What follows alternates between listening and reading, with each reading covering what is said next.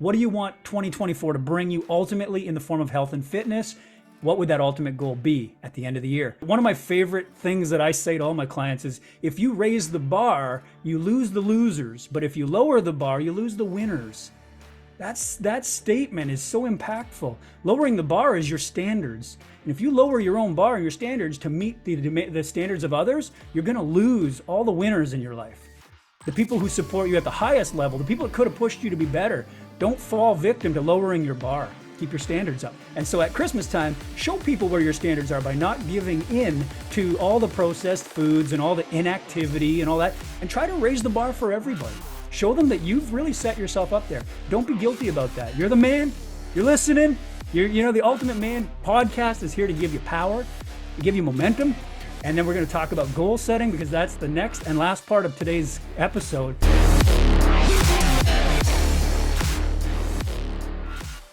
Welcome to today's episode of the Ultimate Man podcast. And we want to say today is Christmas Day. So Merry Christmas to everybody out there watching the podcast. We love you. We appreciate you. Thank you for following and being a part of the Ultimate Man Forum, Ultimate Man Universe. We're building.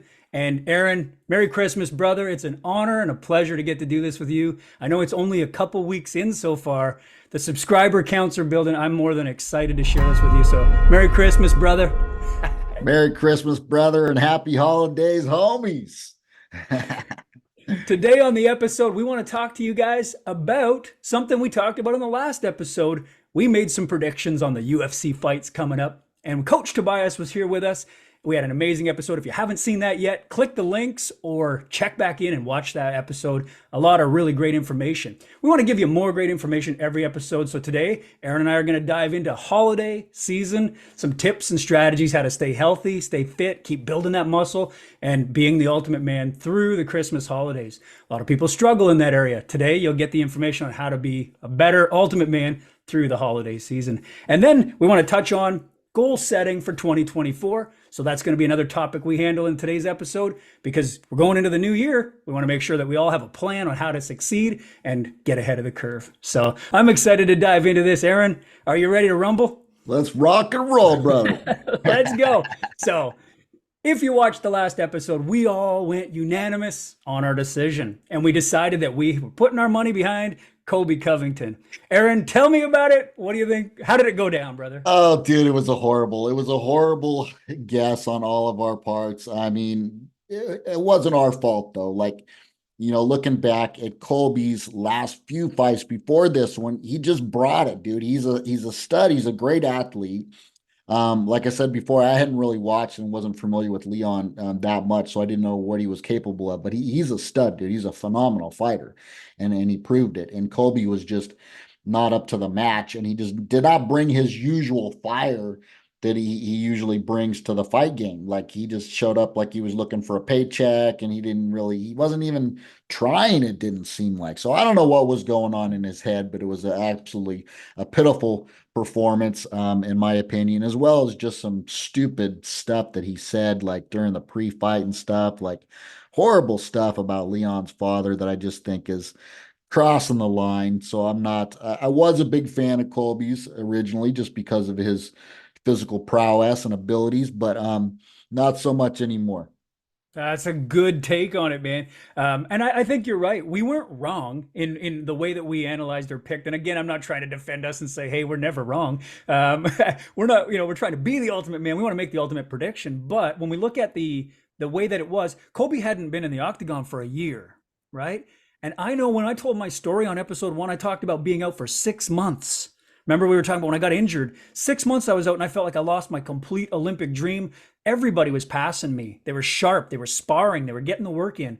And this guy hasn't been in the octagon for a year. I mean, there's got to be some rust and some relativeness to, and what is your experience? Have you been out for any period of time where you went back into the cage and went, holy shit, like, I'm not where I thought I was. But anyone who hasn't seen you, right, is only holding on to the last time they saw you. So they're going, oh yeah, Aaron Jameson, I watched that guy. He's a beast.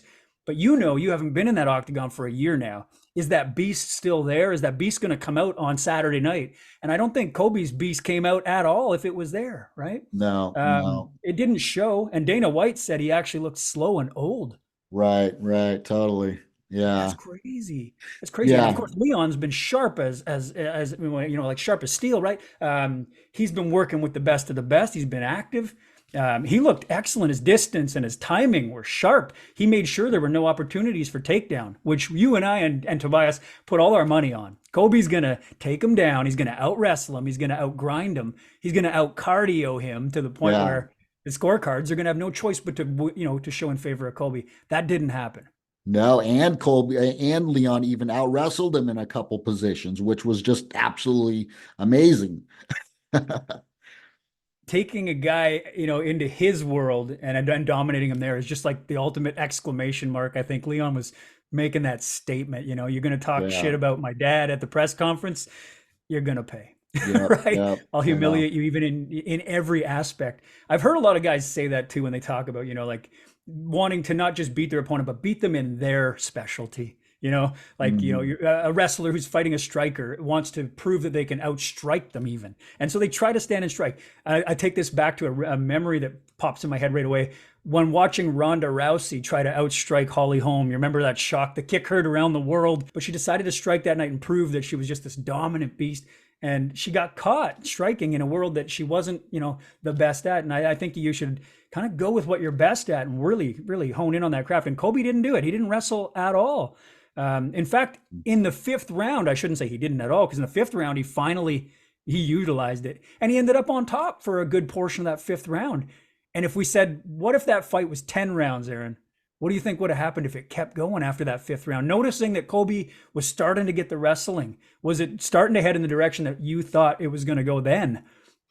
No, I think Leon still would have just tore him up. Leon was, pacing himself well. He was, controlling the distance well, and I think Colby was just afraid to try to close the distance because he was a little probably ring rusty, and Leon is so sharp with his striking. Like he had a lot of trepidation, you could tell, and like you said, he was just coming in with these like kind of awkward haymaker things, and he just did not look good. Totally. Yeah, so I think even if it went, longer distance, I think Leon still would have got the W. Yeah, yeah. I think that's looking back on it now in hindsight for sure. The key to the cardio part was that I thought that that's where Colby was really going to shine, but it didn't really play a factor. And Leon was in great shape, so I can't take any credit away from him. And, Yeah, and sometimes it looks like a guy looks terrible in there, and we blame it on Colby for being inactive and not putting forth the animal, like letting it loose. But at the same time, you can't take away the credit for what Leon did to make sure that didn't happen, right? We don't focus a lot of times on how well the other opponent made that person look bad just by being so sharp. right. Leon didn't give him a chance he made him think, and he made him flinch, and he made him second guess. He was throwing knees up the middle that were, you're going to throw a takedown, you might catch a knee on the chin, you're going to think twice, right? It's like, Yeah, these are interesting techniques, but he prevented that takedown just by planting that seed of doubt, yeah, right? yeah, The what if, right? Like, wow, I loved it, man. It was a great experience to watch that. And some people said it was a boring fight, but again, I right. think it came down to the fact that we didn't see what we expected from Kobe. Yep. And for guys listening to this, I hope you're obviously MMA fans and you love watching it. And there's a lot of lessons to learn from martial arts into real life, into training, into the way you handle yourself in life. And then, of course, we're talking about ring rust or inactivity. That's lack of consistency, really, right? If you're working out in the gym and you've taken that whole year off, guess what? Right? You go back into lift, you're going to look like Kobe did, right? There's going to be a lot of hesitancy, a lot of doubt, a lot of insecurity or uncertainty. So, do you feel that's a carryover, Aaron? Does that make sense? Oh, 100%. Yeah. I mean, anything, you get rusty with anything if you don't. I don't, I mean, even just missing the gym for 3, 4, 5 days back to back, and your body doesn't feel the same, and your energy's not flowing, your mojo's not going like it usually does. So you got to keep that consistency up in every aspect of your life, whether it's physical fitness, your finances, your career. You got to just keep moving forward, keep plugging forward, little baby steps every day, baby. I love it. I love it. And so let's talk about this when we're on the fight game here. Tony Ferguson fought on that show. Did you see that fight with Tony? Yeah. And something they've brought to the forefront is that Tony refuses to train with like sparring partners. He doesn't spar. He fired all of his coaching staff. Even his own father was part of his coaching team. And what I've read and heard is that his father stepped up and said, "Yeah, nobody coaches him. I can't coach him. I can't tell him. Nobody lives." So he doesn't have a coach and he doesn't have sparring partners. And then he gets in there and performs the way he did. Now he had David Goggins in the corner, and everybody was like, "Oh, David Goggins. I mean, he's a big influencer these days, and he's the no bullshit kind of get hard, do it." So that didn't work. The motivation in the corner wasn't enough to save Tony from his lack of sparring and his lack of coaching. So we talked Yeah. about the value of a coach. What did you see when you saw Tony, and is it time to retire? What are your thoughts? I definitely think time to retire, man. He's been such a beast and he's such a legend. He's, just had that just the beast status for so long. I mean, he can take so much punishment, man. I've seen him in some fights where you're just like, this guy's got to go down, and he just keeps coming like a machine, dude. Yeah. But I think, like Dana said, I think it's time for him to retire. I just don't want to see him take any more damage. And if he's fighting some of these young bucks, he's just going to get hurt. Don't want to see it. Yeah. There you go. So, guys who are here and listening, Aaron has an MMA background, and he's telling you, don't overstay your welcome. you No. know, like don't be out there to prove how macho you are that you can take a whole bunch of shots. At the end of the day, there's got to be a brain damage element to it that we just don't want to see. And I know Dana White says this. He said it to Chuck Liddell, and Chuck was a friend of his, and he said, dude, it's time to stop. And Chuck kept coming back because how do you tell a fighter to quit, right? You Yeah. know. It's tough, but there comes a time where you have to know. What was it for you, Aaron? When did you decide this is the end of the MMA for me? Like, and not the end of it, but I mean the end of competitive in Octagon. What was the decision?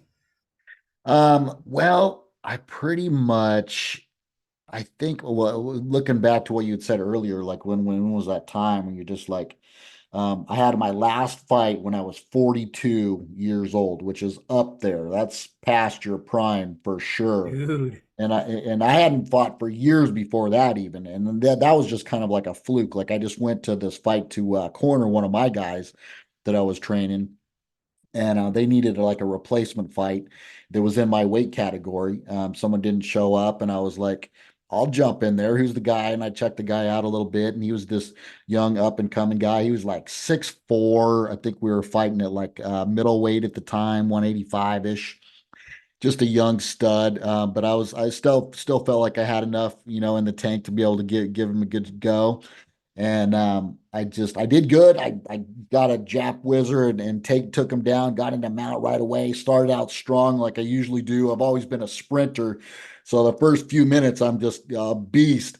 But my cardio it has never been 100%, too. So I started to lose some steam. I lost position. I got sweeped a little bit. And then he was so long at 6'4", he cracked me with a couple elbows when I was on the bottom, and it cut me open pretty good. Had some stitches and stuff. And after that fight, I'm like, it's just not even worth it anymore. This was even after I'd had like 2 hip replacements, and I was still in good physical shape, but not fighting shape. I hadn't been fight training, so I was definitely rusty. Um, I've been grappling and stuff, but not striking and putting it all together. So yeah, basically that was it. Last fight, 42. I said, no, it's just not worth the risk and reward ratio anymore. Ah, yes. Yeah, and I think that's a good point you make that you realize the risk to reward ratio. And I think that's where we go back to Tony here and say, what's the reward now? Is it financial? Have you made enough money? What's keeping you going?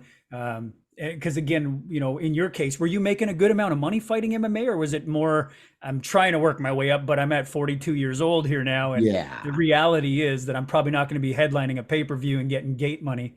No, no. You I had know, one pay-per-view show that I made a decent little paycheck for, but other than that, it was not going to make me rich, and I wasn't going to the UFC by any means. So yeah. Right, right. So, I love your honesty and your openness. I hope that the guys listening appreciate the openness. We're going to connect with you and we're going to be honest about it. So that's cool, man. And again, you got to know when to hang it up for that reason competitively. But that opens a whole new world. And you got into coaching and training and stuff too, right? So, like I said in my story too, is same thing as when you finally finish with the competitive side, it opens a whole new world of sharing your experiences.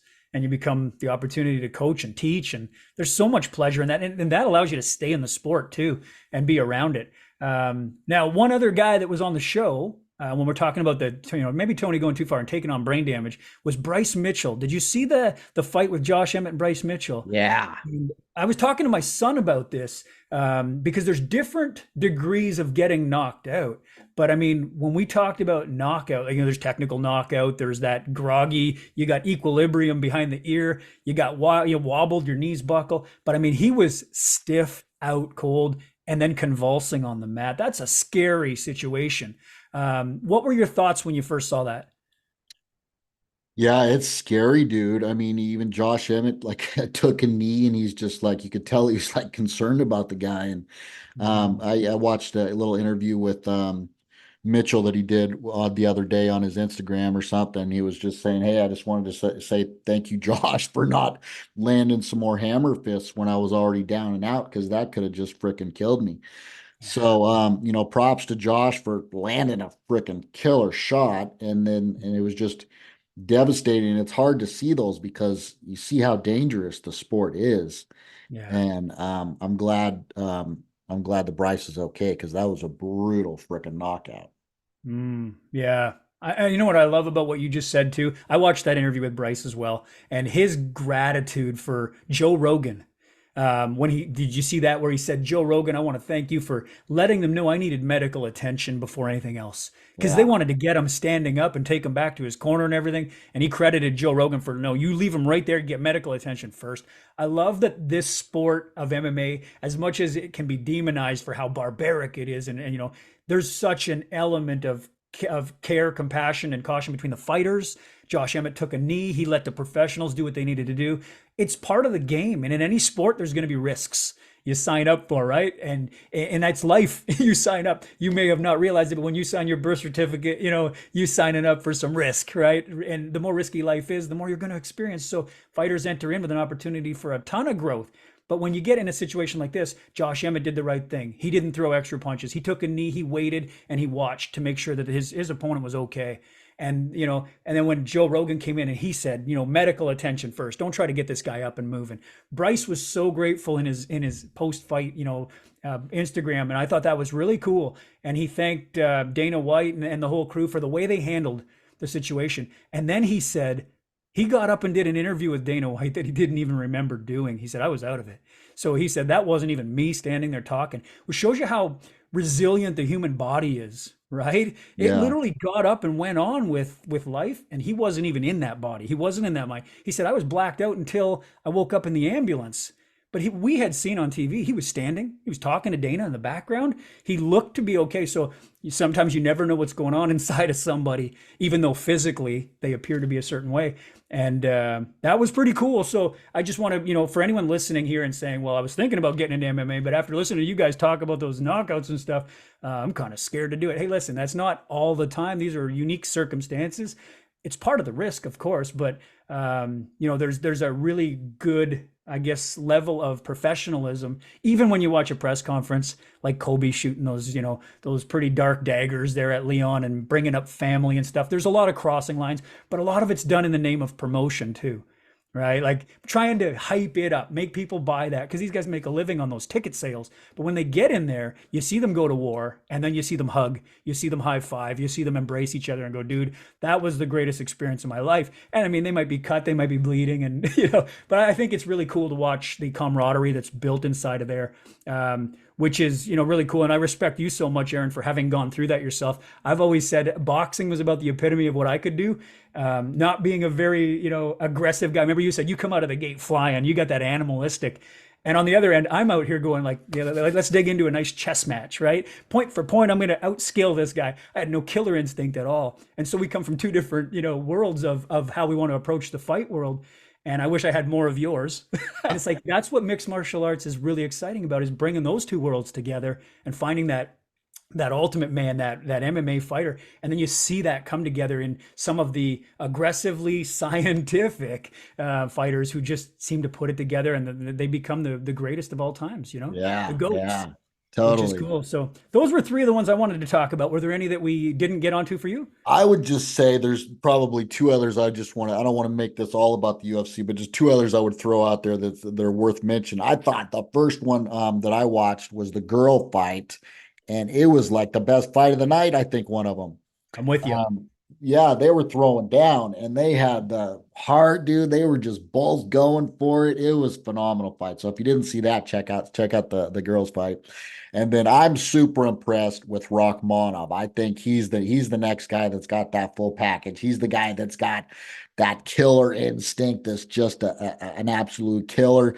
But he's also a total tactician and is playing the chess match at the same time. And he's like 18-0 now. And I Yeah. see him as being definitely one of the guys that's challenging for the championship here coming up pretty soon. That guy's a beast. I'm with you on that. I think Rachmanov's incredible, and you do see that he's got that savage, dominant presence, but he's very cerebral. He's thinking it out and he's planning the moves. There's a chess match going on there. But again, it's something we see out of those fighters. I mean, I just love that, and it's going to be a guy to watch for sure. But let's go back to the girl fight real quick, dude. I agree with you. Probably like the fight of the year that I've seen so far. Yeah. Um, Unbelievable. And so, ladies listening to the podcast today, shout out to you because well, obviously it's the Ultimate Man podcast, but these ladies impressed us even more so than all the guys on the card. Wow, what a fight. They both had a desire to win and they showed it. And I think that's what Dana White always says too. Don't leave it in the hands of the judges because you never know what the judges are going to decide, right? They could spin it in any way they chose to see it. But both of those women unfortunately had to go to a judge's scorecard. Neither one of them showed that they wanted that to happen. They went for it and they were trying to finish that fight. And Uh, wow, that was that was exciting. Very cool. yeah. Yeah, Yeah, her I'm with leg you. was her leg was just tore. I forget their names off the top of my head, but the one that won, her leg was just tore up. The other one was landing some good solid leg kicks. It was just all bruised and stuff, and she just kept coming forward like it wasn't even phasing her. I was Yeah. like, this lady is just made us mental steel, dude. Yeah, I think it's awesome, and anyone who wants to watch it, and probably you can probably get a version of it on YouTube to watch some clips and some highlights. But damn, that was a good fight for sure. And like Yeah, you said, the mental fortitude and guys listening, we can learn from this. We can learn. You put your head down and you get to work, and they were willing to go for it, and there was nothing standing in the way, no excuses. That leg was going raw, man. There was a ton of bruising on there. I think it was. I could be wrong. Was Rosa and I can't even pronounce the name. yeah, you're Aldina, close. or Yeah, I think it's something like that. But Aldano or something like Aldana, that. yeah, Aldana and Rosa. I think those were the two. I could be Yeah, wrong on that, but check that out. That's a damn good fight. And again, most likely a candidate for fight of the year. yeah, Definitely. yeah, legit, So legit. that's awesome. Now, I guess we should stop and have our drink. Let's get a little hydration in there. Guys, listening and watching the show, don't forget to stay hydrated. Aaron and I are big on the hydration. So cheers to another great year and our first year of the Ultimate Man podcast. Have a great frickin' Christmas, everybody. So the next part we're going to talk about here is going to be the holidays itself. Aaron and I, spent some time putting together a few tips and strategies on how to get through the holiday season. Because when this time of year rolls around, a lot of times people kind of get overwhelmed with the idea of stress and panic going, well, I don't know what to eat. My family's going to be making big smorgasbords of high carbs and starches and I'm going to overconsume. I always put on 10 pounds during the holidays. Guys, listen, and you don't have to do that. Aaron's got some specific diet tips that are going to help you. We've got some activity tips that are going to help you. And I think another part about the holidays that really matters is, and I'm going to be open and honest with you guys right now, one of the things I've experienced in my past has been the pressure of having to buy gifts for people. And then maybe you're not in the best financial position at the end of the year. I've been in this position before. And I've felt this overwhelm and this stress. And in all honesty and transparency, I've felt like the guy who's supposed to be the provider didn't have the finances to do it, and then felt like a piece of shit because I didn't have the ability to provide, to buy the gifts. And I felt like a disappointment to the people in my life. And so we're going to talk about how to overcome that and the way that Aaron and I now look at the Christmas time, the gift giving. And Aaron said something today in a conversation that him and I were having about how now the time is the biggest gift, giving time and experience. So if you're listening and you're writing something down from today's episode, write down that the greatest gift you can give is your time, your attention, and an experience. That is gold. So Aaron, I love that you said that earlier, man. I think that's the message of the show right now. That helped me, even just in conversation, because now the approach I take is, we don't really do a gift thing other than maybe for one person instead of, trying to provide for the whole family. I love that. So tell us a little bit about, I'm going to ask you to go back a little, be open and honest. What did your childhood Christmas look like? And now what does your adult Aaron's Christmas look like? And what changed? Well, my family, I've got a really tight-knit family, and we've always done, giving gifts to pretty much everybody, for the most of my youth growing up and stuff. But now we just, we got to a certain age and pretty much everybody has what they need. Everybody's financially secure for the most part. And we're just like, nah, we're just going to stop the gift giving for, we don't need anything. Basically, it's just like, we don't need anything. I don't like to have to feel like I'm doing something out of obligation. And so I don't like that aspect of the gift giving at all. So some people love giving gifts. My wife is a big gift giver. She'll give something to everybody and she loves it. I'm like, nah, I'd rather just hang out with you. Let's go do something fun. Let's do like a play day at the park or go for a walk as a family, or like I'll give you a massage or something, or we'll do, experiences and time, I think is the biggest thing. So that's the biggest thing is just going from a mindset of like, this feeling of like obligation to give presents. If you're the type of person that likes to give presents, go for it. Do it. If it fills you up, that if you're the other kind of person like myself, where you're just like, nah, I'm just not into it. I don't feel when I receive something, I like it, but it's not like I don't feel like it really impacts me that as much as if, someone, telling me they really appreciate me or spending some extra time with me. So yeah, that's kind of like how before versus now has changed in our gift giving and all that. That's awesome, man. And it's Christmas Day, so Aaron, I appreciate you. You've changed my life. I'm going to give you that gift right now, brother. I do appreciate you. And Back at and you. I think that being coaches, hey, listen, it's not just, Aaron and I broing out here and having having a love session. You got to really be grateful and show gratitude. And I think that that is a great gift when you actually express that to someone else. So guys listening here, don't be too proud to reach out and say to someone, hey, whether it's another guy, whether it's a girl, whatever it is, just say fucking thanks, like for being there and pulling me. I've had some dark times this year, but I've always had people there who've been there and they've said, you can get through this. You're stronger than anybody I know. And it's sometimes little words like that that are the greatest gift, man. If you could wrap that up and put that under the tree, shit, that'd be the best Christmas ever. Right? Imagine Yeah. opening gifts of just gratitude, like a little note. You open that, unwrap that big box. What do you think's inside it? A little piece of paper that says, "Dude, you changed my life."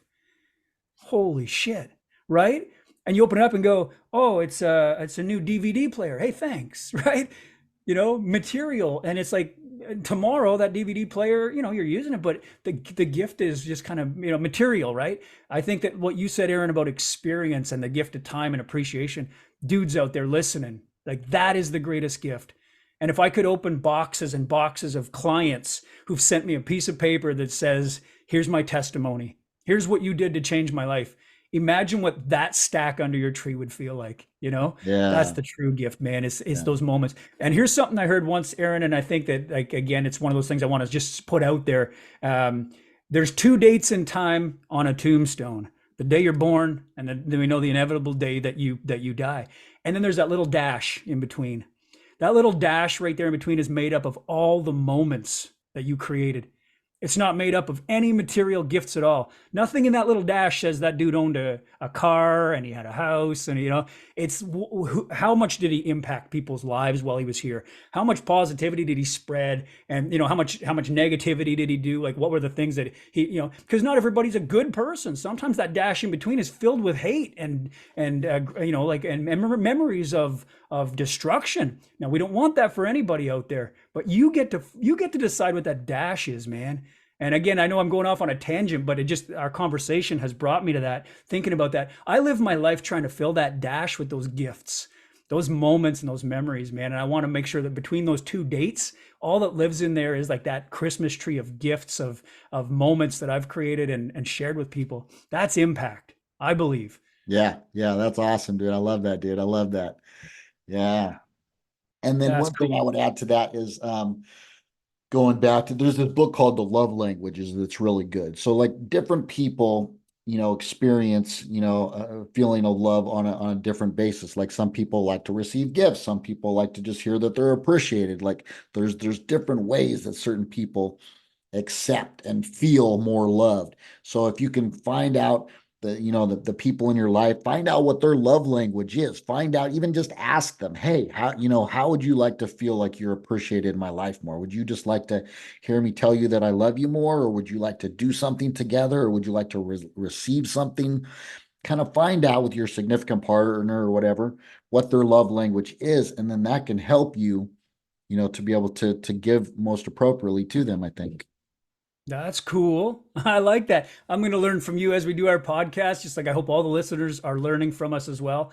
Aaron and I don't claim to be experts. We're not relationship, experts or anything like that. We're here to share real man advice with real men out there listening. And we talked about suffering and silence. Don't do it anymore, guys. Listen to the podcast, join the forum, get in and get this information and be around the guys who are doing the work, putting in the time. Like we talked about when we made our MMA references, get around the sparring partners who iron, let's say iron sharpens iron, or is it steel sharpens steel?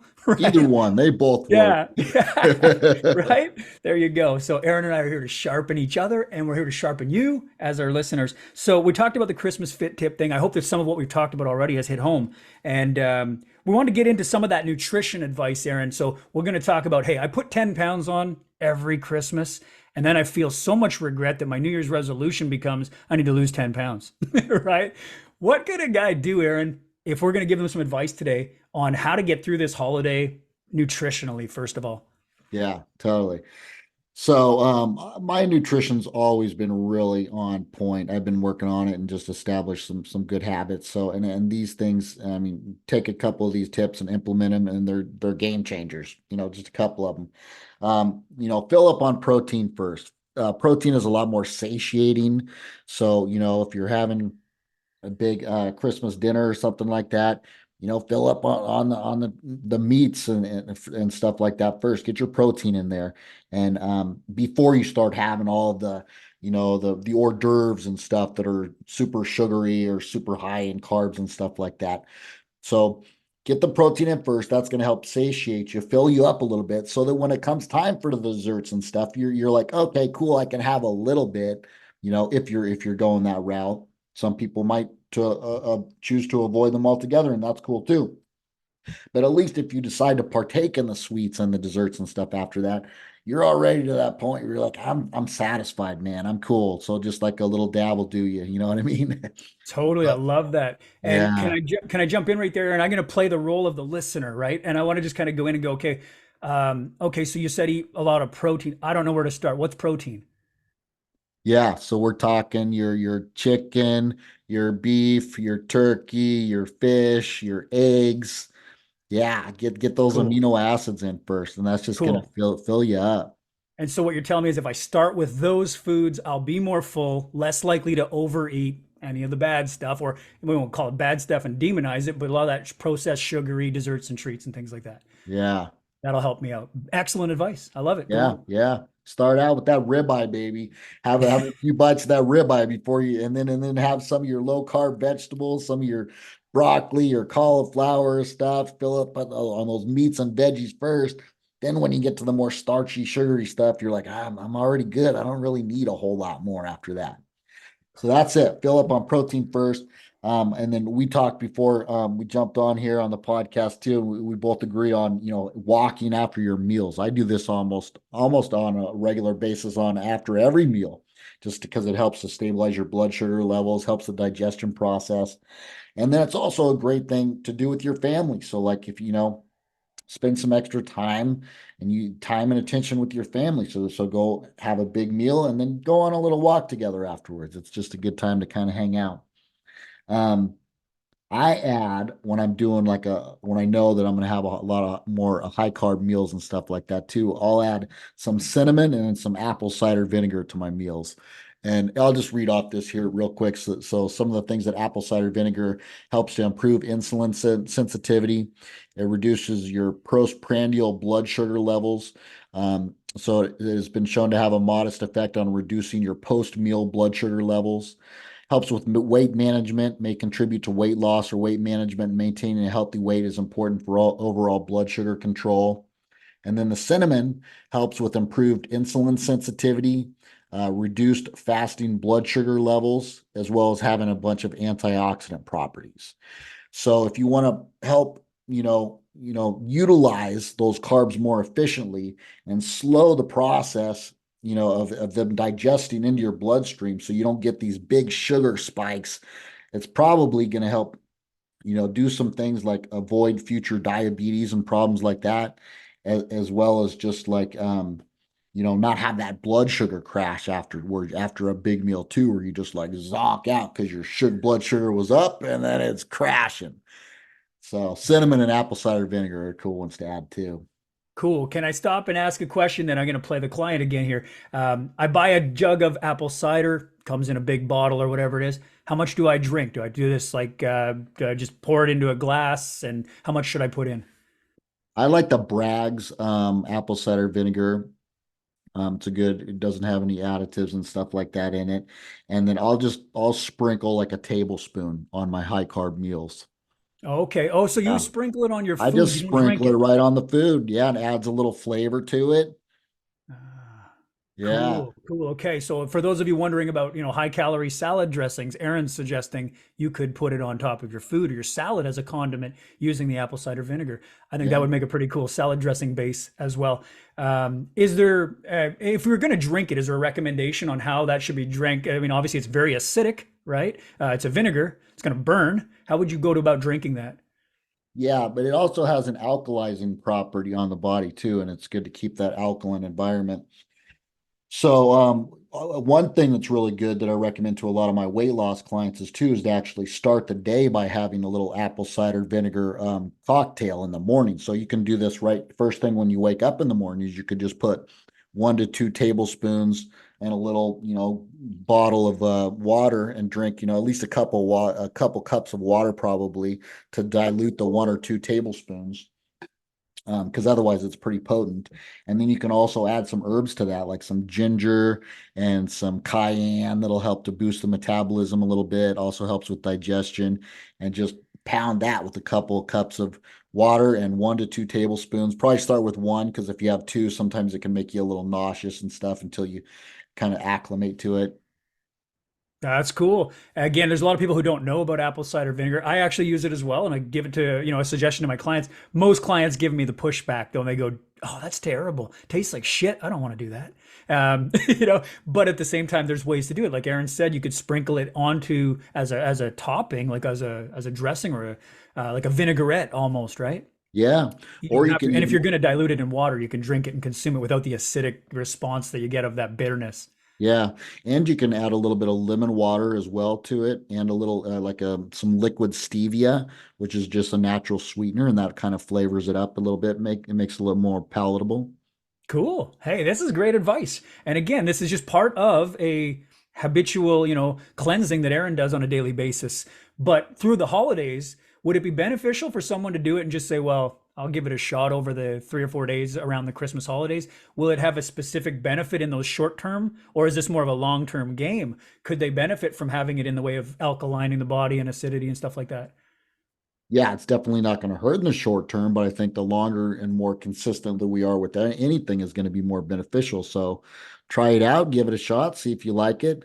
And you can always tweak it a little bit, like you said. If it's too much for you, you just need to modify the recipe a lot of times. A lot of people try it at first and they're like, nah, I can't do that. But if you spice it up a little bit with some stevia and some lemon juice and you dilute it with a little bit more water, you're like, oh, this isn't so bad. You add some spices to it. So you just need to play with things a little bit before you actually just throw in the towel and tap out and say, this isn't for me.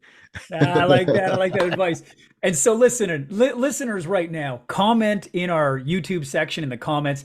Let's have your take on apple cider vinegar. Have you done it before? Are you gonna try it? Maybe you tried it. Come back and comment after you try it. We want that interaction from you as well. Because if you're listening here, you're picking up information. We always say implementation beats information. You got to apply the information that you're getting. So give that apple cider vinegar a try, or share your experience on it. Again, we don't claim to be professionals and scientists. We haven't run tests on what apple cider does. We're reading the information that's available to us, we're applying it, and then we're, giving you back experience. And Aaron and I have a lot of that. We've got a lot of experience, which does make us specialists in the experience category. All right.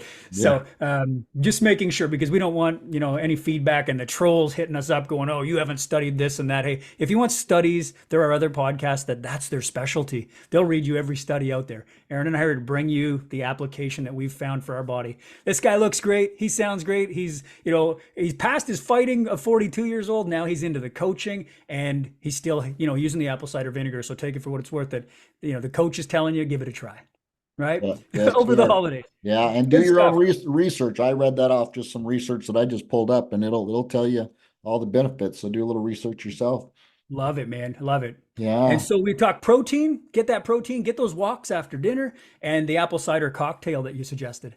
yeah. What else have you got for us, big guy? I would say, train really hard, get that workout in, on the day before the big meal, or you maybe the morning before, it's Christmas now. If you're watching this Christmas morning, get that workout in now so that when you have the big meal tonight and stuff, you can feel good about it. And you can be like, oh, I'm just refilling my muscle glycogen storage right now. It's a good thing. Yeah, And so get that hard workout in the day before or the day of. And then share your own healthy desserts is one thing that I like to do with my family a lot of times. So like, most people have their unhealthy desserts that are super sugar laden pies and cakes and cookies and all that fun stuff. So I'll usually bring my own, like maybe some keto snacks or some fat bombs or something like that, or some healthy alternatives, and share that with the family, and they'll get to experience something new. Maybe they like it. Most of the time I'll bring it and let my friends and family try some of my little snacks, and they're like, wow, this is really good. It's creamy and delicious and has just a little sweetness, but it doesn't have that overbearing like sugar laden sweetness, but it's still really good and satisfying. They'll be like, I'll have to try these out. that's So yeah. great advice. I think back to some of our Christmas holidays, and I remember being a kid, and obviously I wasn't in charge of cooking anything. And so the family was always cooking. And I remember this pressure of like, oh, we got to make something for the potluck or whatever it is, right? Like you're going to visit someone. And it was like a pressure and a stress. So they'd go either to the store and buy like a thing of apple strudel or whatever, like some kind of processed dessert thing to bring, or they would go and they would buy like a big thing of pre-made something or other. And often that's the most processed shit you're going to get, right? But you bring that because it's quick, it's easy, it's cheap, whatever. Like, I mean, that we're the American standard diet that's out there right now is made up of most of this. And what we're trying to encourage you to do here is, if you're going to a family function, if you have the opportunity to bring a dish, hell, make something good, make something whole food and healthy that supports you. Now, you're not going to be doing anything out of alignment with you, your personality, or whatever your goal is, and you're going to be bringing health to your family and loved ones, rather than some more processed shit to add to the pile, which has been the consistency for my whole childhood. We always had that. You got your meat and potatoes almost always, but then there's a ton of desserts. Everybody brings more and more desserts, and so I think that what Aaron's suggesting here is make something really healthy. If you're in charge of, say, making a salad, make a really nice, healthy salad, right? If you're in charge of making a dish, look it up, man. On the internet today, there are so many like Pinterests, and you can Google search. You can even use Chat GPT and say, "Hey, make me a healthy recipe." Right? I'm looking to put together a dish with high protein, right? And I'd like to bring that for my family to try. I need to serve 8 people. Chat GPT, a free app, right? Free opportunity. You could ask it to make you a high protein, healthy recipe. Bring that and impress your family. Dudes out there listening, you might never be in charge of cooking because nobody trusts your cooking. But what if you looked it up and you said, you know what, I'm going to give this a go, a high protein, badass dish for the family dinner. And then you, just like Coach Aaron, show up with this and go, everybody try this. And they're going, oh, you cooked, right? And then you become the star of the show. Holy shit, right? That would feel amazing. Not only Yeah. did you contribute health and fitness to your family in a kind of a roundabout way, but you also supported yourself. You got a really nice high protein dish out of that. Does that sound in alignment with what you were saying, Aaron? Yeah, totally, dude. And you're just increasing your arsenal. It's like, learning a new jujitsu move or a new boxing move, or, you're just increasing to your nutritional arsenal. So like you learn a new recipe, you look something up, Even if it's once a year on Christmas and you want to bring something to the family, just do a little research, do a little experimentation, find something that you like. You might find something that you really like, and that might be your new go-to dessert, your new healthy alternative. Mm. Yeah, that's cool. I think that it's going to give a lot of families out there an opportunity to find some healthier ways to do it, not rely so heavily on those processed, sugary, carbohydrate type items that are putting the weight on in a way of you're bringing all those calories in and you're not spending them, right? And so Aaron talked about go for that walk, neutralize that blood sugar level, but also get some steps in there. What is the value of neat activity, Aaron? Non-exercise activity thermogenesis. So it's just the little activities you do, whether you're fidgeting, just the little activities that you'd probably know better than me as far as like your overall calorie burn and expenditure. Do you know what the neat, how much it adds a lot, like just those little fidgety things are going to add a lot to your overall calorie expenditure for the day. So It yeah, really get does. those little babies in there. Good call. And so guys listening here, if you're not a fan of the wearables, the Fitbit, I for years was against this thing. Clients would come in and go, well, my Fitbit says that I'm at, X amount of steps and I've burned this many calories and stuff. And they're saying, depending on the quality of the Fitbit or the company, I say Fitbit as a brand name, but there's a lot of different wearables you can get. There's Whoop straps and all this other stuff. They say that, of course, no device is absolutely perfect, but they're an implementation and a way of tracking some data that you can base your performances on. So at least if I always say if the scale's off by 10 pounds, don't worry about it. Just know that whatever direction it's moving in, it's always off by that same 10 pounds. Its scale's always going to be off by that same 10, which is going to allow you to say, I'm moving in the right direction, right? So it doesn't matter if it's accurate. But what they're saying is that the calorie sometimes assessment of how much you've burned is a little overestimated on there, but still, at least it gives you something to benchmark off of. So when we are walking, I've found, and I tell this to my clients, for every 10 minutes that you walk continuously, you're burning about, sorry, I shouldn't say calorically, but you're getting about 1,000 steps. And in that 1,000 steps, you're going to be getting in and around that 100 calories. But again, calorie burn is going to be based on the size of the vehicle. So if Aaron's weighing, let's just say I'm going to throw a number out there like 250 and I'm weighing 200, he's got 50 more pounds to move while he walks. He's going to burn a little more energy to do that than I do. So if that makes sense, right? Because you're carrying a bigger vehicle, there's going to be more fuel needed in that tank. So for the bigger people out there, walking's the greatest way. There's no impact. It's easy on the body to do, but it still warrants some activity and some expenditure. And the one thing that I've really been learning about a lot more is when we're burning body fat, in order to burn fat as a fuel, you must have oxygen present. It needs to be oxidated. Well, walking's the greatest way to get a nice relaxing deep breath in and then expel fat through your breath out, which is awesome. So walking's the solution. And guys out there who've undervalued walking, it's time to take it more seriously. Neat activity can burn thousands of calories a day in comparison to one workout, which if you hit the weights real hard, I mean, Aaron, I don't know if you've ever tracked it. I know that I have. And during a workout of full out intensity, it's going to range in and around 150 to 350 calories of expenditure as far as a weight training workout. So do we lift weights for calorie expenditure purposes? Absolutely not. You lift weights to get stronger and to build muscle, lean muscle tissue, right? You burn calories on the way out in the form of calorie deficit in your diet if you're leaning down that way, or walking and expenditures with oxygen present for fat burning. That's really important for listeners today.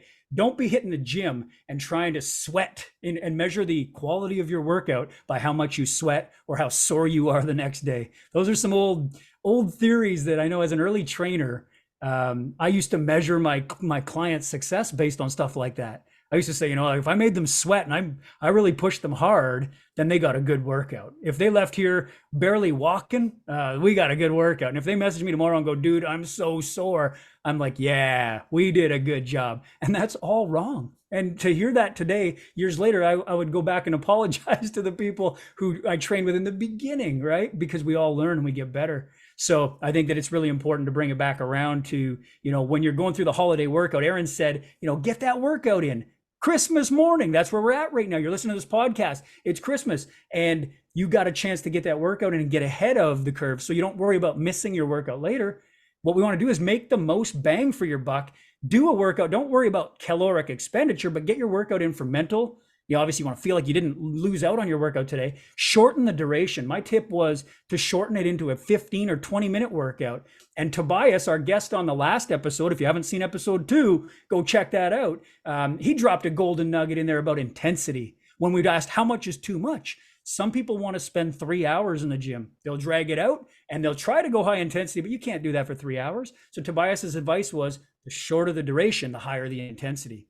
Like we talk about HIIT training. Well, we're going to do that in the form of weight training, but HIIT in the 15 minutes, go hard, use compound movements. Don't be in there isolating one single body part and expecting to get a great result in 15 minutes, but you want to do things that are compound. Aaron, what would be your advice if I said, give me your best, 15-minute compound movement? What would you go in and do to get your best bang for your buck if you had to choose?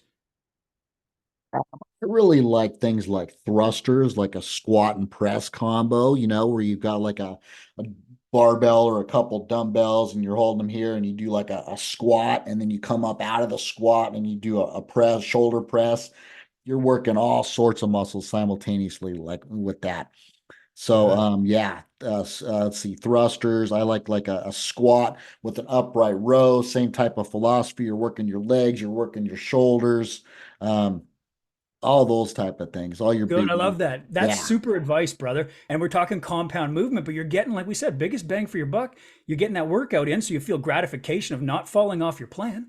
And also, you're getting maximum amount of stimulation. It feels good. There's never a bad workout, but you want to leave there feeling like you did a good job. And so that's going to give you that thruster, that squat and shoulder press combination. You can do these types of movements. Focus on compounds. That's going to be the biggest advice we can give you for if you're going to work out during the holiday. Keep it short. Don't, try to, because a lot of people say, well, my family's all visiting. I don't want to go. I can't leave them and go to the gym and spend, an hour over there doing my regular routine. But could they do this from home? Would it be possible if they didn't even leave the house? What do you think about that? Yeah, 100%, dude. I got a couple dumbbells here at my house. I got some exercise bands. I got a little weighted vest that I put on. Like if you put on a weighted vest and grab a couple dumbbells and some bands and you do 5 sets of some thrusters, which will take you 5 to 10 minutes, even including your rest periods in there. You've got a decent workout in there that you just stimulated some calorie burn, not only during the workout, but there's also the afterburn effect too. So you're going to be burning more calories all day long because your muscles are trying to recover. You're going to start utilizing those calories that you're eating to replenish from the workout. So yeah, it's easy stuff you can do at home that'll literally take you like 10 minutes. So no freaking excuses, gentlemen. Ah, I love it. That's a beautiful thing, man. No excuses. And so when we're having the whole family over, that becomes an excuse. I know this because I've used it. Other people have said it to me. And now with their experienced clients use it all the time. My family's over and I don't want to be that person who leaves and goes and does that. So now we've given them the power to say, dudes, go downstairs into your little workout room or whatever you call it, your dungeon, your Man pump house, cave. whatever, the man cave, right? Get down there and do a little 15-minute and go for these thrusters and go for these movements like Aaron and I were talking about, compound movement, get it done, get it out of there. If you still feel guilty about going down and even doing that, now that could be an issue in itself. We might need another episode for that. But what I want to say is this. I have found that it's fun to include the family. And by that, I mean, maybe you've got a brother-in-law or an aunt or whatever it is who are into fitness themselves and say, hey, you work out, don't you? Right? And then that's going to make them feel good because they go, yeah, I kind of do work out, right? Which is nice. Everybody loves that little compliment, like, you've been working out. Why don't you come downstairs with me? Let's go do a little mini workout. They might love that. And then a few more people might follow, involving the family. Here's another way to do it. Maybe you just have a generalized going, okay, well, I don't think my family's going to be into doing thrusters, right? And so you start with something small. Like I'd say, why don't we all get down and do as many sit-ups as we can? Right? We're just gonna like lay down, do crunches if you can, and just let's see who can do the most. Let's just make it fun. And I've done this, and I swear to God, I've done this with my nieces, my sister's 2 girls, and one of them messaged me. I'm gonna say months later, and said, "Hey, Uncle, guess how many push-ups I'm up to?" And I was like, "What? She's still doing it?" And my sister says she does it all the time. Ever since you showed that to her, she hasn't stopped. Nice. She does it all Awesome. the time. And I mean, she was doing push-ups regularly, and they were good push-ups too, to the floor, right? And this was just my young niece, but it just shows that I was just trying to have some fun. I wanted to get a little mini workout in myself. And so here's what we were doing. We were watching I think it was the World Junior Hockey Tournament at Christmas time, like New Year's Day kind of thing, or whatever it was. Boxing Day, I think it starts. And we were watching Team Canada. Now, if you've ever watched the hockey, and guys out there who are into hockey, Team Canada is pretty dominant in there until they reach some of the better teams. In the beginning, they're paired up with the teams who just don't stand a chance, and the games are literally like 12-0. Like, I mean, it's outrageous. Here's what we did: every time Canada scored, we had to do 5 push-ups. Every time Canada scored, we had to do 5 sit-ups, and this is where my niece was like, oh, we scored again, down for 5 push-ups. We had a blast, Aaron, and anyone listening to this, make it fun, gamify the process. Yeah. And that takes me to, not only that, it's a great tip, but it takes me to our forum. Inside of the forum, Aaron has gamified your fitness, and he's also put in there some of these compound workouts that you could be using over the holidays. So there's no better place to get the information than in the forum. And we keep saying that. We're not just trying to get you there for our own benefit. We're there for you. You're going to go in there. You got a leaderboard for gamifying the process, just like I did with my niece, who's now enjoying the process of doing push-ups because she wants to keep getting better at it. And again, that might be the limit to fitness for the holidays, is just some push-ups and sit-ups. But would that help? Would that be better than sitting around going, I'm gaining weight, I'm not doing anything, and I feel like shit? Right? So how much fun would that be if I said, Aaron, like, why don't you and I get down right now and do a little push-up contest? See who can do the most. That'd be a blast. And I bet right now the listeners are going, do it.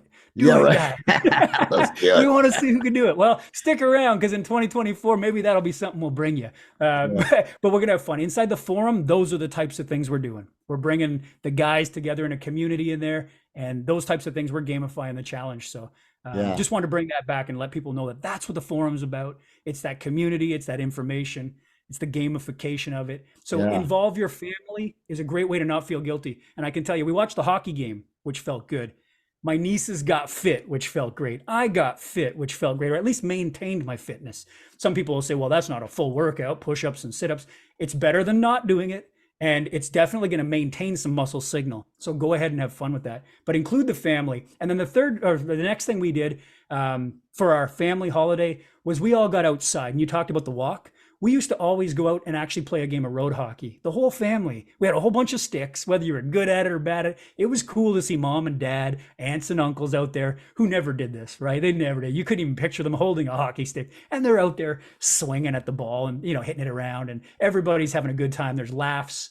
It's a great experience. And you're saying, I'm really glad we did that. Even if it's just one day a year, it gives me something to look forward to. That was a lot of fun. And I think we lose that. As a child, I grew up playing road hockey. I'm sure you had sports and things that you might have done, or maybe it was gym for you. Were there any specific sports and things that you enjoyed, Aaron, as a kid, that as you got to be an adult, you started kind of straying away from and saying, nobody wants to play? There's no one, like team sports, especially if you can't round up 12 guys to do it. I know this is something my son talks about a lot. He goes, Dad, like, I love playing soccer. I love playing hockey, basketball. And I just can't get enough guys to want to go out there and do it. And it's kind of boring. Like, you get one guy, you can't really have a game, But at Christmas time, you get the whole family. All the players are there. Just, employ them into the game. Make it fun. Have you had a sport or anything like that, Aaron? I used to do a lot of like BMX riding and stuff when I was a kid. That was always my favorite. I was just on my bike 24/7. If I wasn't at the karate dojo trying to spar or hit the heavy bag, I was on my bike or lifting weights at the gym. So those were always my go-tos. Cool. So they weren't so Yeah. much team related. Did you ever do like team rides with a bunch of guys where you call them all up and be like, hey, bros, we're going for a ride? Oh yeah, yeah. Mountain biking. We'd get a good little crew of a half a dozen of us together and go do some mountain biking up in the hills on some single tracks and stuff. That was one of my favorites too.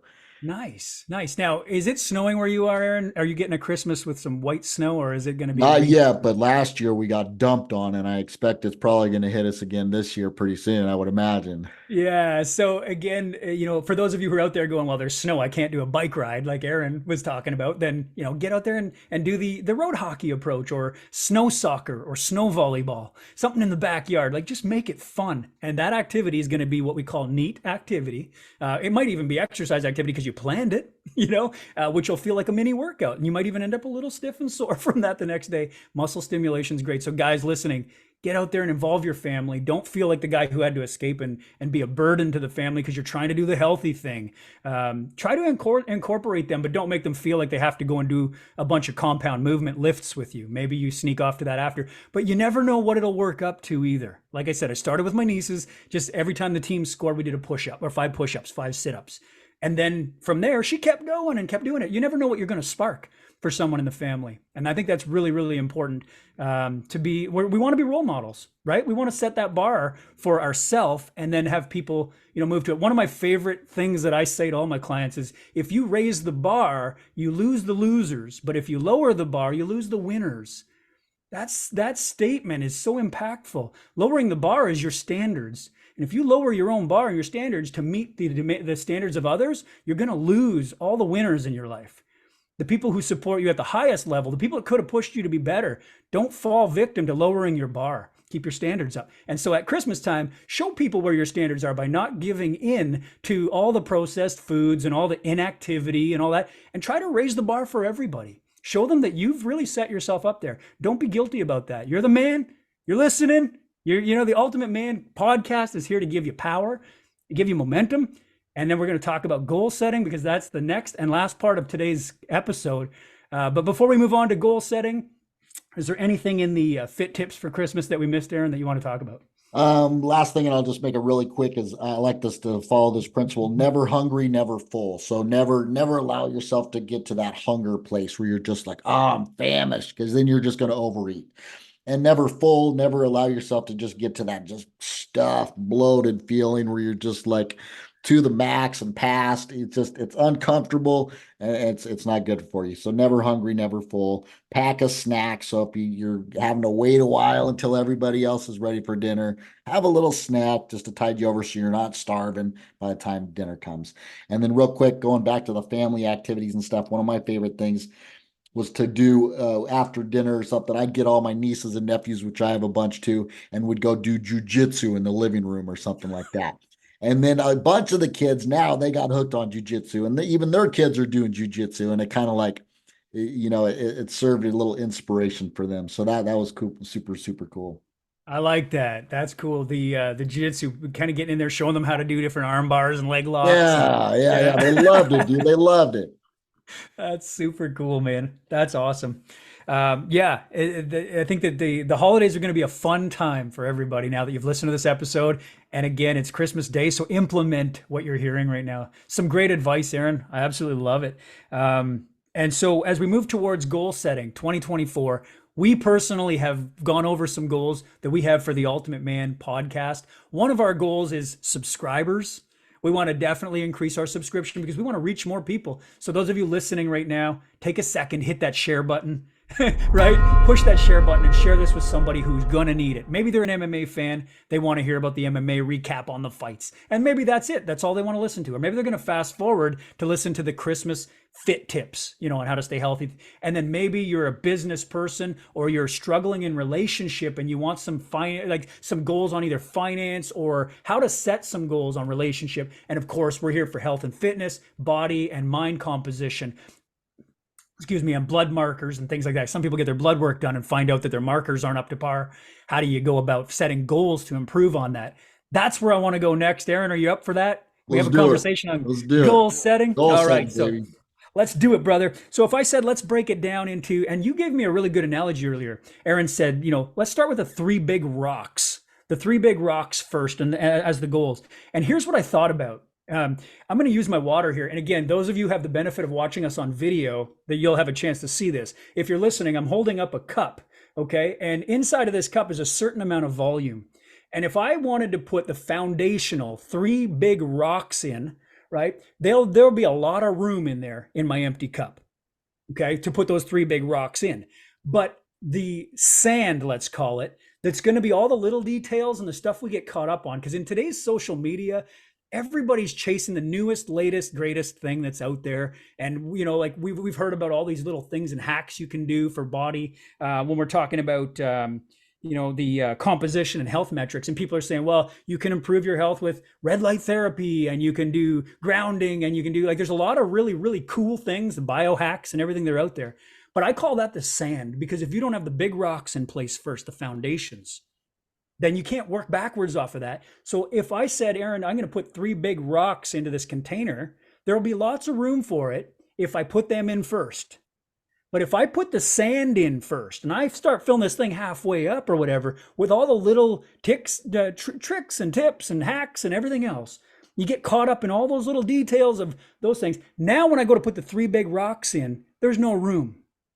It's full already. And so your container needs those 3 rocks in, and then all of the space gets filled once you've mastered those 3 things. And so we want to kind of re-engineer, start with the 3 rocks, and then start to pour the sand in. It'll fill in the gaps between the rocks. I hope that analogy makes sense to the people listening, because if you put the sand in first and try to go back, and this makes me think back when I started bodybuilding, and I call it bodybuilding, I never competed, but building muscle. I went back in and I looked back to like magazines that started things out. My first goals, because I didn't even have like, as much internet access at this time, it was early in the internet game.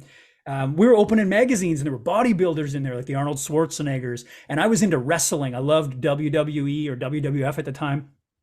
There were guys like Triple H at that time who were just jacked, big dudes, looked like $1 million. And I'll tell you, one of my favorite images, I ripped it out of the magazine, I put it on my wall, and I had this vision of what I was going to achieve, right? And it was a picture of like Triple H, jacked to the max, standing in front of the front of a big Hummer, like a Jeep, like a Hummer, and it was the front grill. It just looked really super badass. And I pinned that to the wall in my little weight room that I was working out in at the time, and I just started trying to like lift and become that. And it was like I had this vision, this goal. My vision was to be that picture, right, and to become that. I had no idea what it took to be that. And then if you go into the magazine, it said, here's Triple H's workout, right? And it's like, that is way too advanced for where I am.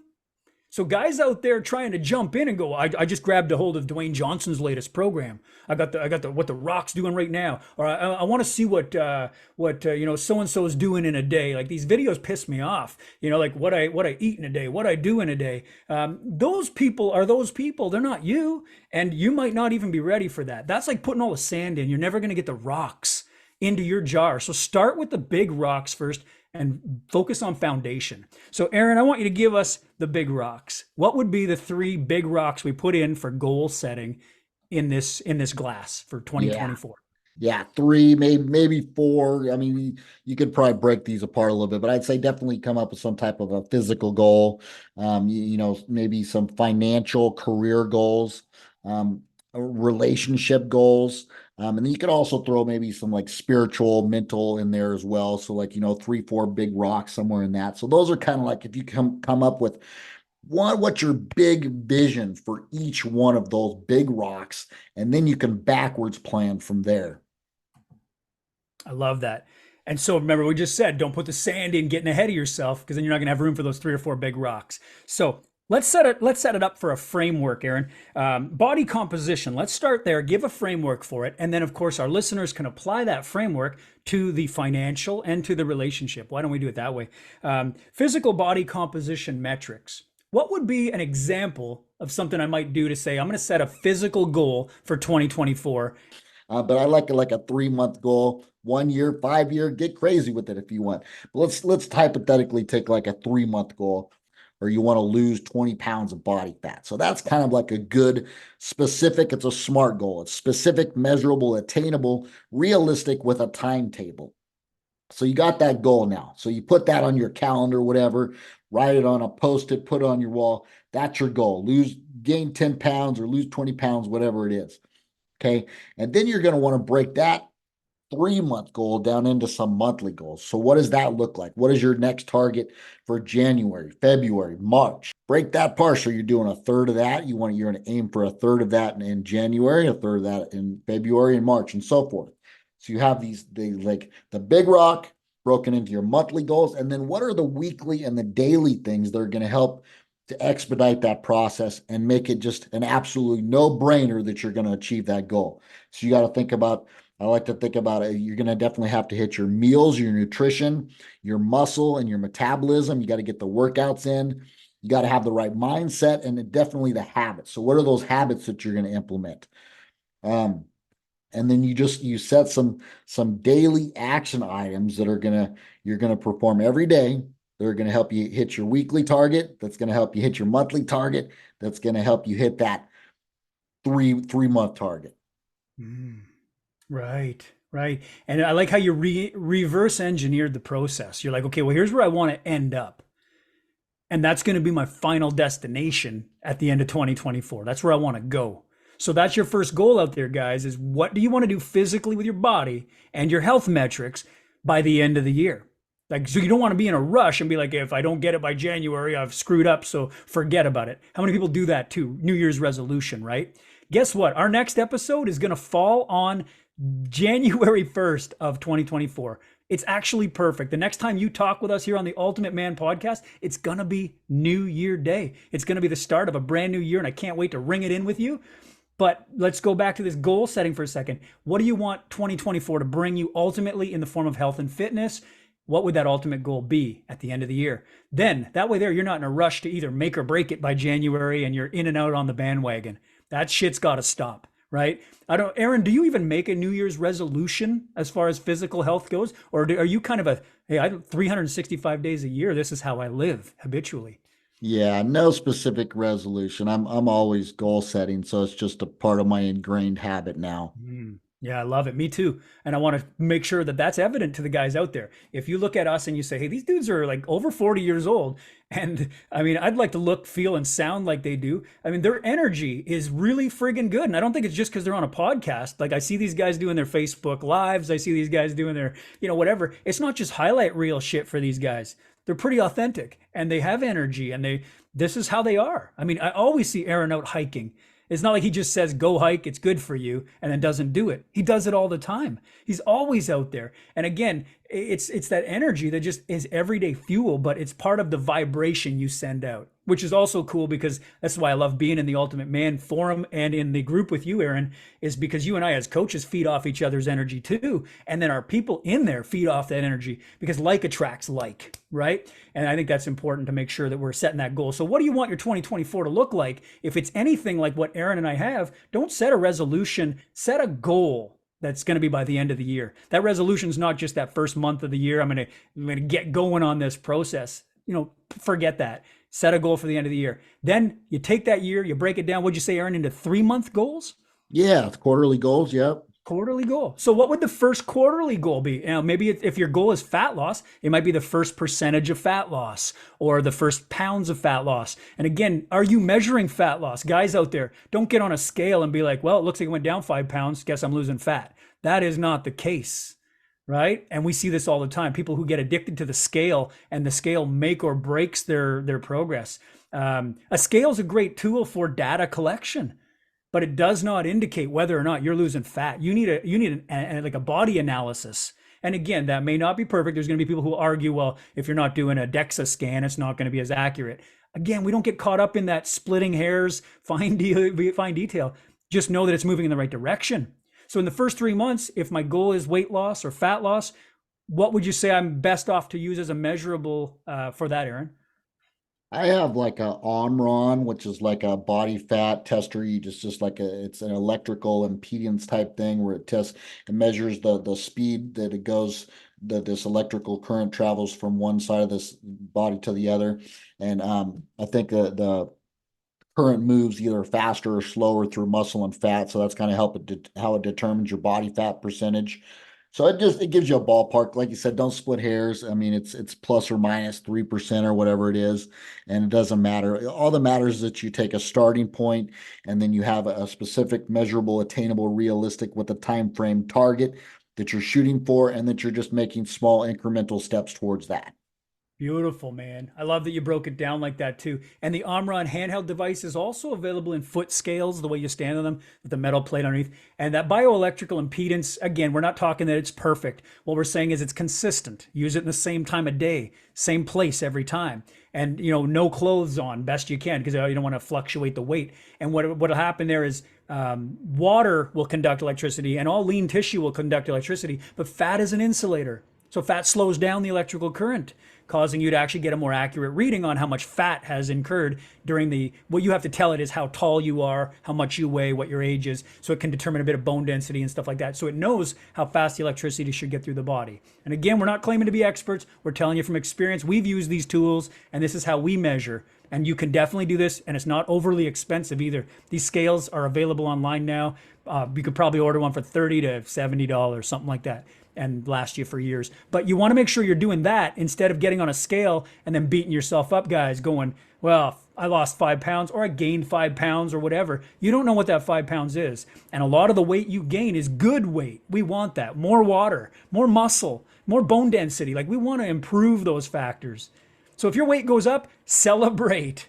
If you don't know what it's worth, if you haven't done a fat analysis, then when your weight goes up, celebrate because there's a good chance something got good, right? The only reason that you wouldn't celebrate is if you're feeling the guilt because you know you did something out of alignment with, with the goal. So I had a big, great big processed food meal last night and I'm beating myself about that. Then I get on the scale and I see, oh yeah, it's up 5 pounds. I expected that.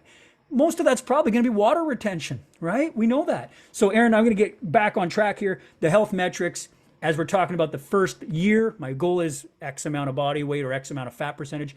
3 months, I'm going to check in on that by doing a measurable body scan, checking in. Should I check in every 3 months or should I check in every 3 weeks? What would you kind of do as a measurable tracker?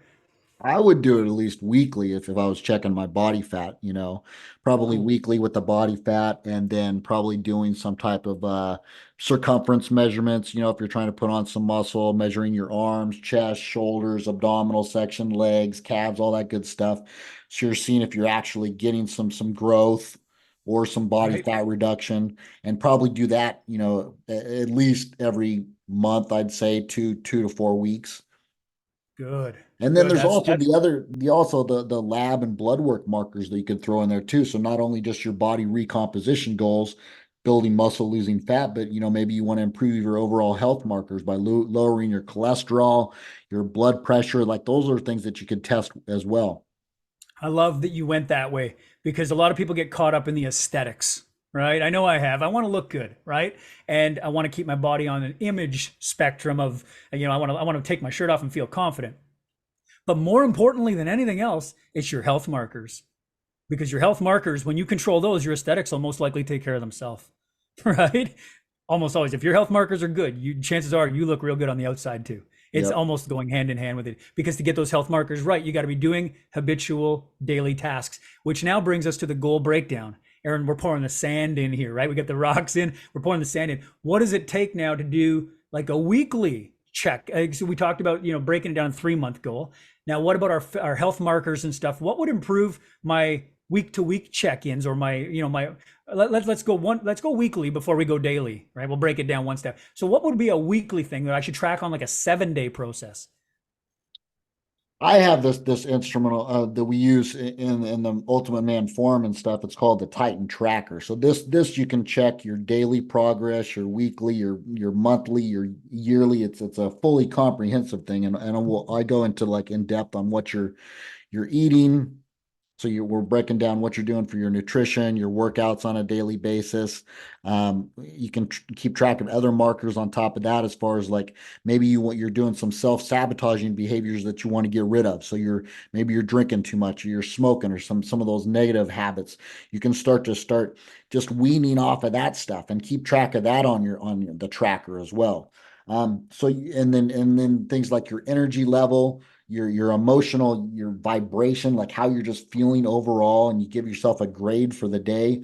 So I have like a beginner's kind of formula where you just start off with a kind of a basic way of tracking, for people that are just starting. But I've been doing it for years now, so I have a little bit more of a real systematic thing so that I can see and look back what I'm doing every week, and I have it all color coded and stuff too, so I can give myself a little red marker of like, oh, you need to pay attention to this, because I see a lot of people don't track their metrics, so they don't really know what's working and what's not working. But if you implement something like this, you set those big rocks, you backwards plan it, and then you track it on a consistent basis, and then you review it every week, you can actually look back and say, okay, Oh, here's some red markers. This is not working in my life. Oh, here's some green markers. This is really working well for me.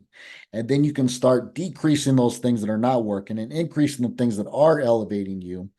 And it's a super powerful process to help you hit those goals faster, whether it's your physical or your spiritual and your mental or your relationships, your financial. You can apply this to all aspects of your life. Beautiful, man. That is awesome. So we're taking a 1 year goal in the physical and one in the financial. Like, how much money do you want to make by the end of the year? And then you break it into 3 months in those little quarterlies and say, in the first quarter, here's how I'm doing. And you check in on it. You'll have some measurable ways of checking in on that. Then you have a weekly check in through progress, but that progress is based on the daily habits that you're doing. And so if we're talking fitness again, you'll apply this to the financial and to the social or relationship side of things as well. You want to have a big goal in each of those areas of rocks, but then you can break it down. And like Aaron said, you could do mental and emotional too, and set a major goal by the end of the year about your mental and emotional state. Then you'll have a quarterly check-in, a weekly assessment, and a daily habit ritual. So let's give the guys one more big valuable piece of this. If you were given, and again, I'll play a role of your client here, Aaron. I said, okay, well, I'm working on the body physical composition part. What would you say are like maybe the 3 or 4 or 5 daily habit things that I should be looking for? And again, you're getting a bit of coaching here. We're giving a little bit of away to you. But if you want to work closer with us and really dive in, obviously get in the forum, start there, reach out to us. But for now, you'll get a little bit of free advice right here. So Aaron, coach me a little bit. What should my 3 or 4 daily habits be that I should really put focus on if changing my physical stature and reducing my body fat or building muscle was my priority? I would look at like the big rocks of the daily habits would be like your meals, your nutrition, your muscle, your workouts and your training regimen. And then your habits, like your sleep optimization, Mm. your hydration, like so you can literally keep track of like how are your meals for the day, whether you're doing, and there's different ways to do this. Some people want to keep it simplistic, some people want to get a little bit more advanced, so you can just, but what were your meals like today? Did you stay within your macros, if you're counting macros and calories, or did you go high carb, low carb? There's different ways to go about it. And then what was your training like? You could keep track of like what muscle group you worked that day, so you have a muscle training split that's appropriate to your level of fitness, and you can just keep track of what you did on a daily basis. You're making sure that you hit each one of those muscle groups once a week, twice a week, whatever your target is. you know Keep track of your hydration, make sure you're getting enough liquids in your body, which also I would like to include some electrolytes in there to help optimize your energy levels. And how's your sleep performance? Are you getting enough sleep? What does that look like? Are you setting a bedtime and a wake time and getting that circadian rhythm down? So those are just a handful that you could really expand upon that, but I would at least start with those foundational ones. That's huge. I believe that, and I agree with you there. I love that you went and touched on the sleep factor because I know that there's guys out there right now listening to this who have absolute shit sleep schedule. 100%. I've been there and I still fall victim to it. I would say if I had an area, remember you talked about the color coordinating, Aaron, and you said they're like the red. I call them the red flag areas. And I do this with my clients. We go through their journaling and I have them, track weekly with me. We go on and we do a screen share in our one-on-one meetings and I show them on there and I say, listen, here are the red flags. You can see them in our data collection, right?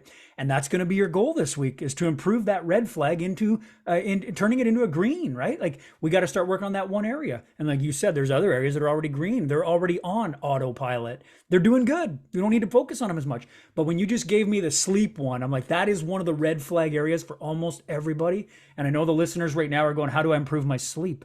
You suggested go to bed at the same time and wake up at the same time every day. Be consistent with that. That in itself sets the circadian rhythm. It sets that pulse for the body. It's going to set off when your body releases the natural melatonin to go to sleep again. There's a lot of massive benefits to starting that morning off with the same time every day. And a lot of people get up to the alarm. This was something that happened to me a lot. I would set my alarm with the most like alarming thing that I could possibly wake up to, right? Yeah, yeah. You know what I mean? Like the loudest, most startling noise, and it puts your body into an extreme cortisol fight or flight stress release like immediately. It's panic. Who the hell wants to wake up like that? Right? Why would you wake up like that? Like imagine, let's go back to hunter gatherer for a second. You're in the cave, you're sleeping, right? If we want to go back there, if you believe in evolution and everything back to that, right? And so you wake up and you wake up to, the grizzly bear, right? And you're like, you have to fight for your life the minute you wake up. That's not something to be excited about waking up for, right? No. But you wake up to the sounds of the flowing creek, you wake up to the sound of the birds chirping, you wake up to the sound of the wind, the breeze, and that's a much nicer way to wake up. And if you've set that to be the same time, your morning ritual of waking up is getting a lot more enjoyable too. Instead of like waking up and going into a state of panic, your heart's racing and you're, like, dude, do you agree with me or am I way off topic here? Well, 100%, dude. Yeah, you got to get the circadian rhythm down and just, yeah, you don't want to just jolt yourself and right into the stress response. That just is not a good way to, get out of the bed. So I wake up now naturally on my own. I have an alarm set like if I was to get up any later, but I always get up way before my alarm just naturally. Like, 4 or 5 is just kind of habit now. So it's nice. But I used to be on the opposite end of the spectrum. I'd stay up way too late. My sleep circadian rhythm and it messes with everything. Your hormones, like you were talking, your melatonin production, your growth hormone, your testosterone production overnight becomes diminished. It messes with your appetite control. So there's this hormone called ghrelin that it gets increased. So if you don't get a good night's sleep, you'll notice that you're more hungry and famished the next day. It's going to mess with all of that. So if you're really trying to either lose weight, lose some fat, put on some muscle, sleep optimization is where it's at. And again, that's all included in our forum. We'll bring it back to that. And, we've got that in there as well. Yeah, I love it. And again, that's the reason that we keep talking about this forum, guys. Right? Get yourself in there and get that help because we've got so much information in there that you have access to the minute you sign up into that forum. So I love that you were talking about the leptin and ghrelin hormones as well too. I don't know if you mentioned the leptin, but you were talking on that topic. Yeah. But these things are the signal that you're hungry and they're the signal that you're full. And if those signals don't go off, what does your day look like nutritionally? And if your nutrition's all messed up, then what does your muscle build look like? What does your energy for the day look like? Right? And you're seeing that one thing leads to another and just becomes a vicious downward spiral of absolute shit. And by the mid-afternoon, you're crashing, you're feeling terrible, you're lethargic, you don't want to work out. If you didn't do it yet, you're not going to do it now. Like it is off to a bad start, guys. So if you're listening to this, the sleep habit on a daily basis needs to improve. And if you improve that, you're already going to see all of the other things fall into place because I believe your energy levels are going to be set differently based on that clock. The body's, Mother Nature gives us some pretty valuable things. We get sunlight, we get electromagnetic field from the ground, from the earth, and we get oxygen from the air. And we need those things to survive and live. And you can get up early and go get those things.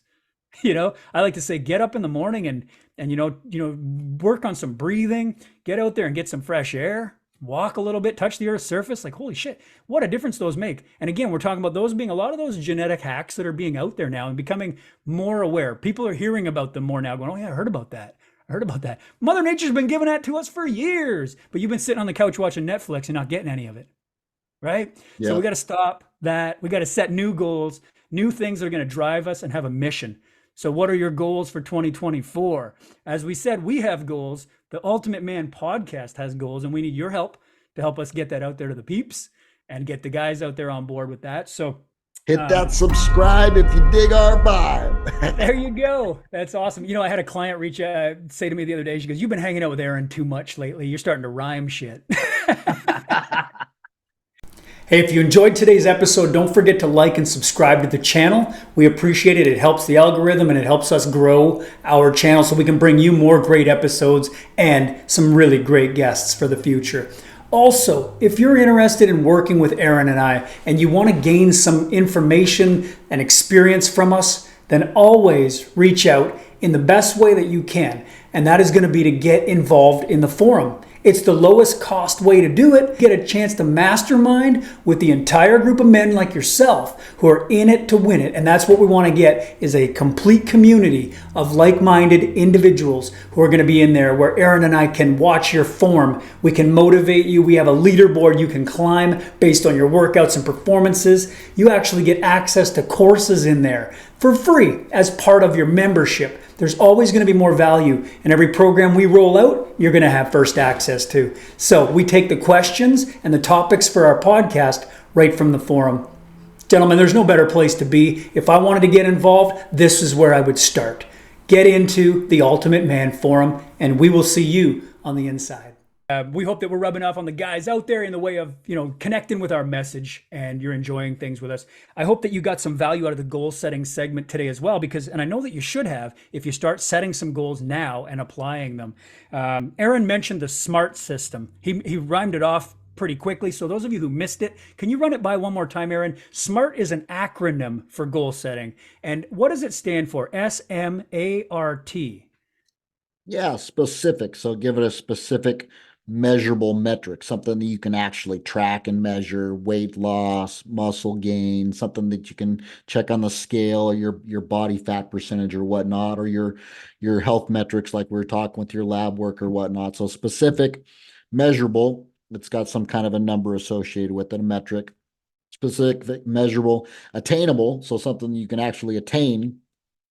R is for realistic. Is it within your capability to do that, or are you trying to lose 100 pounds in 3 months? Yeah, maybe back it down just a notch and come up with something a little more realistic, and then have that timetable, so that yearly goal or that quarterly 3 month goal or that month goal, like have something that's specific. You're set a date, and you got it written down, write it down somewhere, and see it on a regular basis, and implement those daily activities are going to help you hit it. SMART: That's cool. specific, measurable, attainable, realistic, with a timetable to make you able.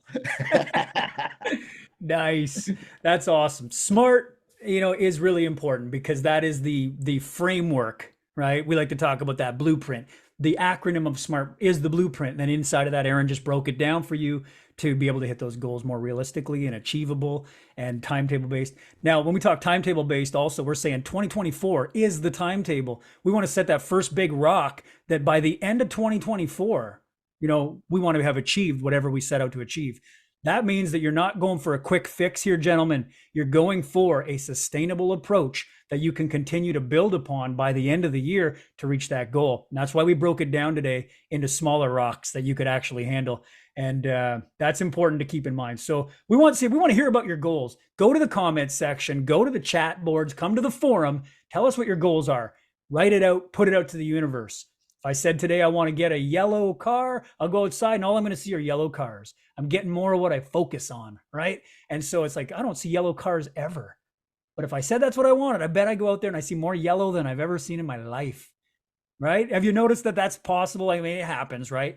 And you're going to notice that there's more abundance around you. So, this holiday season, it is Christmas. We want to say Merry Christmas, Happy Holidays to the people out there who are watching and enjoying the show with us. And I know it's been an absolute pleasure with you, Aaron. We're only 3 weeks into our Ultimate Man podcast, but this has been an amazing ride. I think we've both found the vehicle to allow us to connect with the men in the world who need our help. We still need each other's help. We're bringing in experts who will bring us help in different topics. We've got new guests coming for the entire year of 2024. And our goal is to fill that entire calendar with amazing guests for you, which we call the main event. So don't miss out. Every month, you're going to get a main event guest who brings in a specialty from some area of the health and fitness journey and mindset. So you definitely want to get in on that and enjoy the episodes and our special main event guests. And in between, Aaron and I are going to talk about the things you want to hear about. So go to the forum and give us that feedback. But is there anything else we want to, hit before we go today, Aaron? No, man, I think we covered a lot, dude. It's a pleasure doing these podcasts with you. Hope you guys are super enjoying it as much as we are. And get that competition in there, guys. So me and Lawrence are gonna have a little push-up contest. Come join us in the forum for a push-up contest. Let's see what you got. I love it. I love it. Well, on that note, as always, we want to thank you for being part of our Ultimate Man community. And I want to say, happy Christmas or Merry Christmas to everybody. Today is the day to celebrate, be with your family, and give the gift of time and experience. That's going to be the coolest thing. Thank you for spending your time with me today, Aaron, and to all our listeners. Everybody, let's bring it in. Merry Christmas.